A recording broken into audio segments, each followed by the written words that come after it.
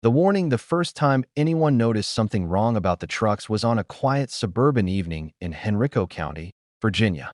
The sun was setting low, painting the neat rows of houses in soft amber light.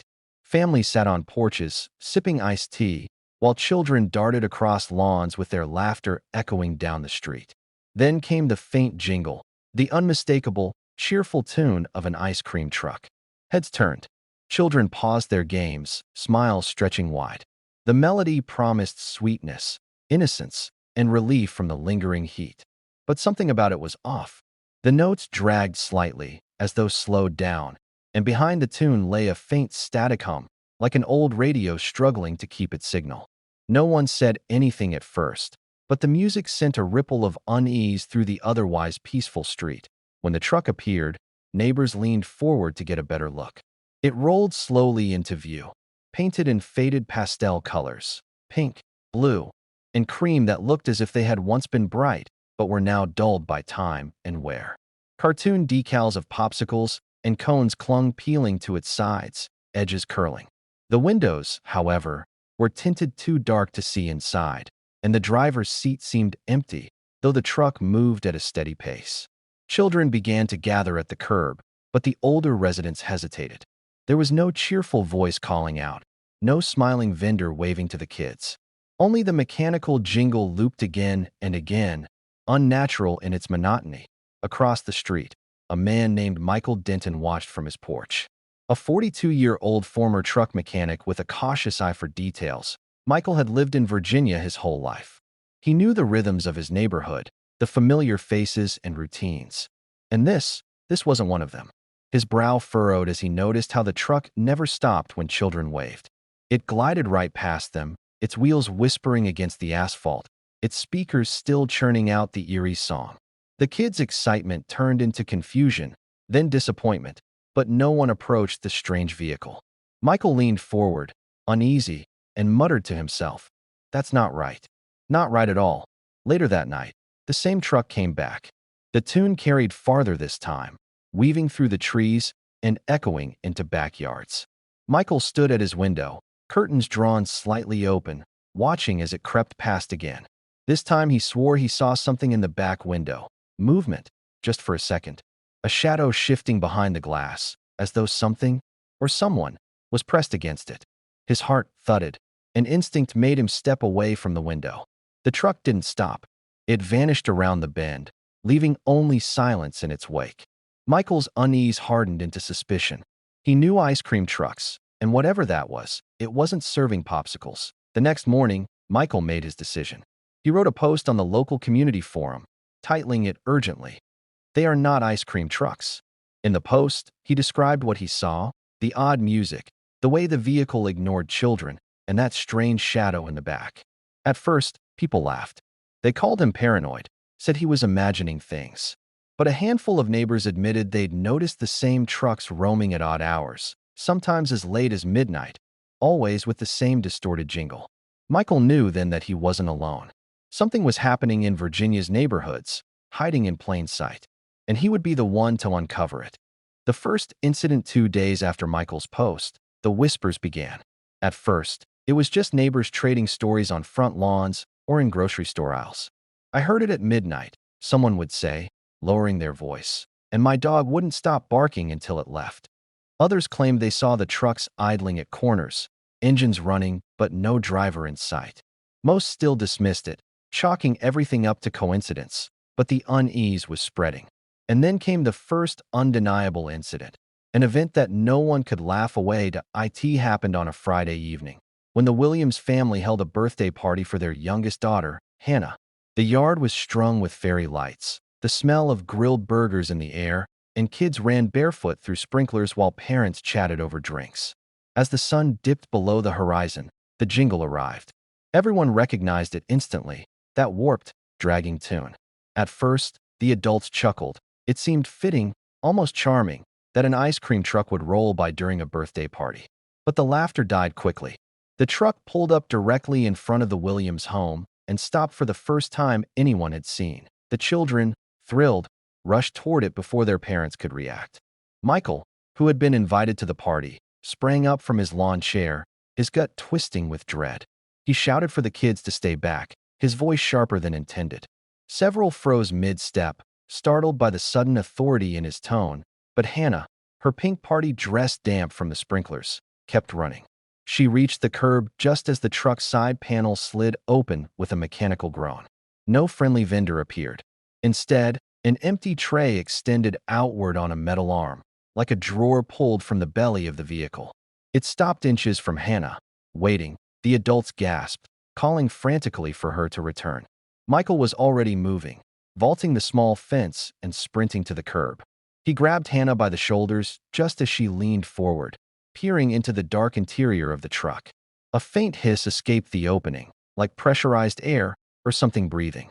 Michael yanked her back, and the panel slammed shut with startling force, retracting into the truck. Without hesitation, the vehicle sped away, its engine growling unnaturally loud, leaving behind a trail of exhaust that smelled acrid, almost metallic.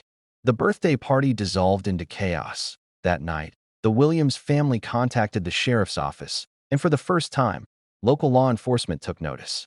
A deputy came by, took statements, and promised to look into it, though his tone carried more dismissal than concern. Michael, however, couldn't let it go. He replayed the event in his mind. The mechanical arm, the hiss, the way Hannah had leaned forward as though mesmerized. Something about that truck wasn't just wrong, it was predatory.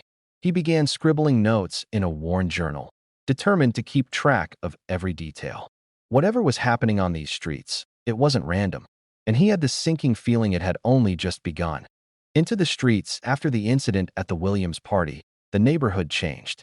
Parents kept their kids inside after sunset, porches stayed lit through the night, and the once bustling sidewalks grew eerily quiet. People still tried to carry on, but there was a weight in the air, a sense of waiting.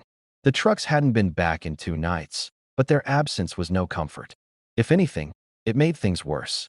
Michael knew enough about predators, mechanical or not. That silence usually meant preparation at the diner on Main Street. Michael overheard 2 men talking in hushed tones. They claimed that over in Chesterfield, a boy had gone missing the same week the trucks first appeared. No Amber Alert, no police acknowledgement, just whispers and half-truths. Michael's stomach tightened. He scribbled the boy's name, Ryan Mercer, into his journal and underlined it twice. Patterns were beginning to form. The trucks weren't just oddities. They were part of something bigger, something deliberate. He felt both the weight of discovery and the crushing burden that no one else seemed willing to shoulder. That night, Michael made up his mind. If the authorities weren't going to take this seriously, he would. He prepared like a man going on a hunt. Flashlight with fresh batteries, a pair of binoculars, a small digital recorder, and his old truck parked discreetly 2 blocks from his house. Around 10 p.m., when the neighborhood was quiet and the hum of cicadas filled the air, he slid behind the wheel and waited. His pulse beat fast but steady. The memory of Hannah leaning toward that mechanical tray haunted him, and the thought of another child being lured gnawed at him until resolve hardened into steel. The first hour passed with nothing but silence. Then, faintly, the tune returned, the warped, dragging song that had already etched itself into Michael's nerves. His hands tightened on the steering wheel. The sound grew louder, closer. Finally, the truck came into view, rolling slowly through the intersection ahead. Its headlights flickered oddly, too dim to illuminate the road, but just bright enough to give it a hollow-eyed appearance. Michael's chest tightened, but he forced himself to follow at a distance, keeping his truck's lights off. For nearly 20 minutes, he tailed the vehicle. It didn't stop for anyone, didn't signal at turns, just drifted through neighborhoods like it knew the streets better than the people who lived there. Then, without warning, it pulled over near an empty cul-de-sac. Michael parked half a block away, heart hammering, and lifted his binoculars. What he saw chilled him. The back doors of the ice cream truck slowly creaked open, and inside, just for a moment, he glimpsed something glimmering in the darkness. Rows of metallic shapes, shifting faintly, like instruments or cages. Before he could focus, the doors slammed shut, and the truck roared off into the night. Michael sat frozen in his seat, his breath fogging the glass, knowing one thing for certain. Whatever those trucks carried, it wasn't ice cream. Traces in daylight the morning after his midnight surveillance. Michael drove back to the cul-de-sac. In the daylight, the street looked ordinary, almost disappointingly so. Children's bikes leaned against garage doors, sprinklers ticked across manicured lawns, and a mail carrier walked her route without a care in the world. To anyone else, this was a quiet suburban morning. But Michael's gut told him otherwise. He parked his truck, grabbed his notebook, and began walking the street, eyes scanning for anything the ice cream truck might have left behind. At a T first, he saw nothing. The asphalt was smooth, the curbs clean, the only marks belonging to familiar neighborhood traffic. But when he crouched near the end of the cul-de-sac, he noticed something strange. There were tire tracks, heavy, pressed deep into the pavement as though the vehicle had weighed more than a standard truck should. The rubber left behind wasn't the usual rounded tread of delivery vans either. These tracks were blocky, angular, almost industrial, like they belonged to a construction machine. He traced the patterns with his hand, shivering. It was confirmation. Whatever that vehicle was, it wasn't built to sell frozen treats. As he studied the ground, Michael's gaze caught on something metallic glinting by a storm drain. He pulled it free carefully, a small shard of metal, bent and jagged, with faded pastel paint still clinging to one edge. It looked as though it had broken off under stress, maybe when the truck's back doors slammed shut the night before. Turning it over in his palm, Michael realized the fragment wasn't lightweight aluminum like a food truck would use. It was heavier, stronger, steel alloy, the kind used for armored vehicles. His unease deepened into certainty. These weren't just repurposed trucks. They were built for something much darker. A voice startled him. Morning. Michael turned quickly to find a man walking his dog, eyeing him curiously. Michael forced a casual nod, pocketing the shard before the stranger could get a good look. The man gestured toward the cul-de-sac. Funny thing, my wife swore she heard that music around here last night. Drove the dog crazy. The German shepherd at his side barked suddenly, straining toward the storm drain. Its nose pressed to the grate, whining as though something below still carried a scent. Michael's blood ran cold, but he masked it with a polite chuckle. Probably just a raccoon, he said, excusing himself quickly. When he returned home, Michael spread his findings across the kitchen table. The shard of metal, sketches of the tire treads, the boy's name underlined in his journal. He stared at the pieces, trying to assemble them into a picture that made sense. But the more he looked, the more it felt like staring at the edges of a puzzle missing its center. And then, just as he was about to close the notebook, the sound returned, faint, distant, but unmistakable. The warped, dragging jingle, floating across the midday air. It wasn't supposed to play in broad daylight. Michael's hands trembled as he gripped the shard of metal. The trucks weren't hiding anymore. They were becoming bold. Broad daylight by noon. The warped music was no longer faint. It was growing louder, weaving between the houses, growing so persistent that neighbors came outside to see what was happening. Michael stood on his porch, his jaw clenched, notebook in one hand and the shard of metal in the other. He could feel it. Something was different this time. The trucks weren't circling quietly in the night anymore. They were coming boldly, claiming the streets in the open. The first truck appeared from the east, rolling slowly down Ashcroft Drive. Its faded pastel colors seemed almost garish under the sunlight, like a carnival float stripped of its joy. A second truck followed not long after, emerging from the opposite end of the neighborhood. People murmured uneasily as the two vehicles crawled toward each other, their warped jingles overlapping into a discordant clash of sound that set teeth on edge. It was like two predators circling the same ground. Children, drawn by curiosity, started to wander toward the curb, but parents quickly yanked them back, voices sharp with panic. "Get inside," one mother shouted, her face pale.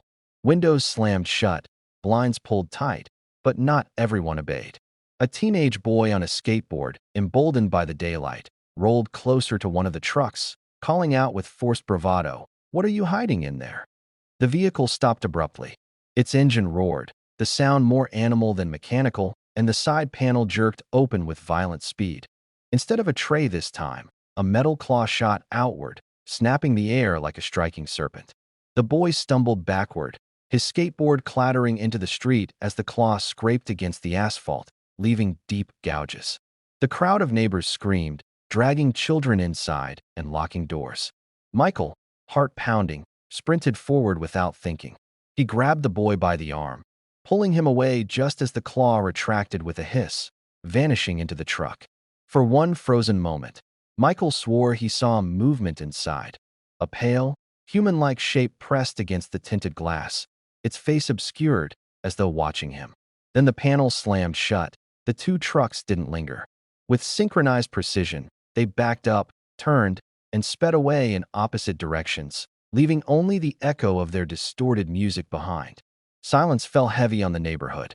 People peeked from behind curtains, whispering frantically, while the boy sat on the curb, shaking uncontrollably. Michael stood in the middle of the street, chest heaving, holding the shard of metal like a weapon. The trucks had revealed themselves in daylight now. The game had changed, and whatever they wanted, they weren't done hunting. Fractures in the neighborhood that evening. The neighborhood gathered in the local church hall. The air inside buzzed with nervous voices, the kind of restless energy that comes from people trying to disguise terror as outrage. Folding chairs scraped the linoleum floor. Children were kept close to their parents, and the room reeked faintly of coffee left too long in the pot. Michael sat near the front, his notebook on his lap, but he could feel the eyes on him, some grateful, most accusatory. He had been the loudest about the trucks, and after what happened that afternoon, his words carried more weight than anyone wanted to admit. That a man named Richard Talbot, a realtor with a booming voice, stood up first. "This panic has gone too far," he declared. "Kids fool around. Trucks drive through neighborhoods. That's all this is. You all are letting Denton scare you into thinking our town is under siege." Murmurs of agreement rippled through the room. Michael clenched his jaw, fighting back the urge to shout. Talbot was respected, smooth-tongued, and worst of all, convincing. Fear made people desperate to believe the simplest explanation. Then Mrs. Williams spoke, the mother of Hannah, the little girl who nearly approached the truck at her birthday party. Her voice shook, but her words cut clear. "I saw it. We all did. That thing that came out of the truck today," she swallowed hard. "That wasn't for handing out ice cream." Her words were met with uneasy silence, broken only by the restless shifting of feet and the squeak of chair legs. Some nodded in grim agreement, while others looked away, unwilling to confront the truth. Michael finally rose, his voice steady but edged with urgency. "You can deny it all you want, but these trucks aren't here to sell treats. They're here for us, for our kids. I've seen what's inside them. Steel, cages, machinery that has no place in a neighborhood." He held up the shard of painted metal, letting it catch the light. "This isn't from a food truck. It's armor." Gasps scattered through the hall, though Talbot scoffed, dismissing it as scrap metal from some junkyard. The divide was clear. Half the room clung to denial like a lifeboat, while the other half hovered on the edge of belief, their fear forcing them to take Michael's side. By the time the meeting broke apart, the community was fractured. Some families planned to pack up and leave Virginia altogether, while others vowed to arm themselves and stand guard. A smaller number retreated into stubborn denial, refusing to believe anything out of the ordinary was happening. Michael lingered in the emptying hall, notebook in hand, watching the fault lines grow wider. Fear wasn't uniting them, it was tearing them apart. And as he stepped outside into the humid night, the faint sound of a jingle drifted from somewhere distant, a reminder that the trucks didn't care about their debates. They were still out there, circling, waiting. The vanishing 3 nights after the church hall meeting, the trucks returned. The neighborhood had tried to settle back into a routine, but tension lingered in every shadow. Porch lights burned through the night, curtains stayed drawn, and children weren't allowed outside after dusk. Still, fear had a way of dulling into exhaustion. Families wanted to believe things were calming down. That fragile illusion shattered just after midnight. The first call came from the Lamberts, who lived on the edge of the subdivision near a wooded stretch of road. Mrs. Lambert awoke to the sound of their Labrador howling at the back door. When she peeked outside, she froze. The warped jingle drifted from the trees, closer than it had ever been. She shook her husband awake, but by the time he stumbled outside with a flashlight, their 16-year-old son, Kyle, was gone. His bedroom window was wide open, curtains fluttering in the humid night air. The sheriff's deputies arrived quickly, sweeping the area with dogs and floodlights. Michael, alerted by a frantic phone call from Mrs. Lambert, drove over and joined the cluster of neighbors gathered in pajamas and slippers. He kept to the back, watching as the officers questioned the family. Their answers were panicked, disjointed. Kyle had heard the music and climbed out the window, like a child drawn to a Pied Piper. By the time his parents realized, he had vanished into the darkness. Michael's gut twisted as he remembered the claw, the hiss, and the pale face behind the tinted glass. Hours dragged on.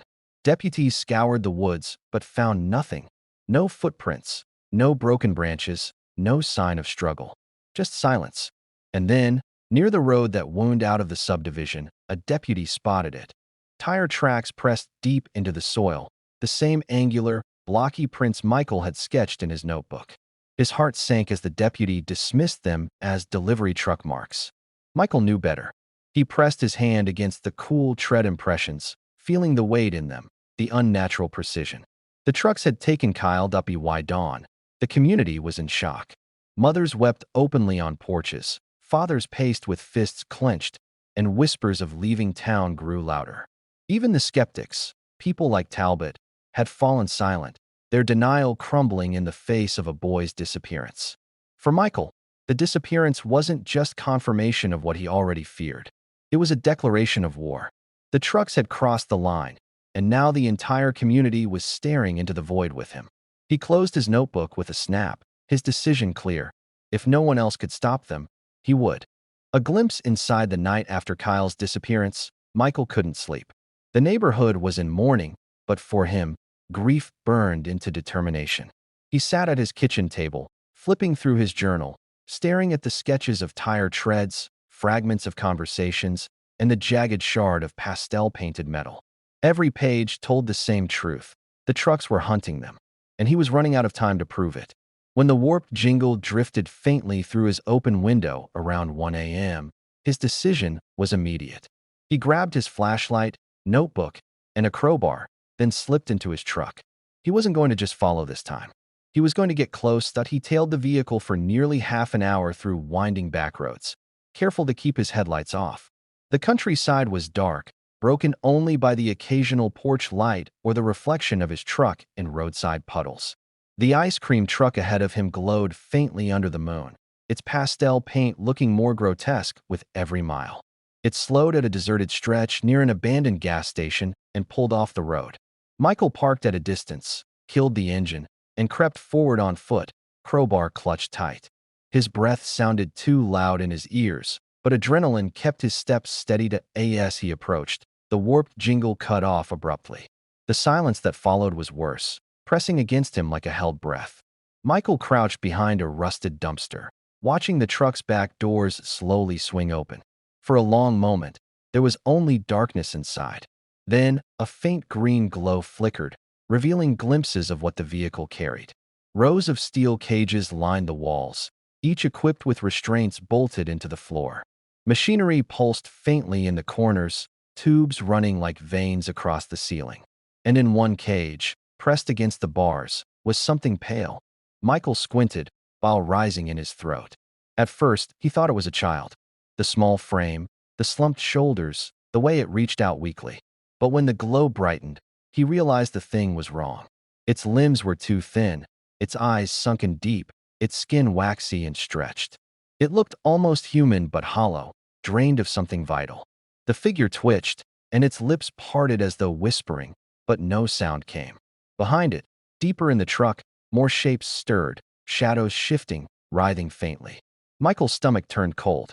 Whatever these things were, the trucks weren't just collecting kids.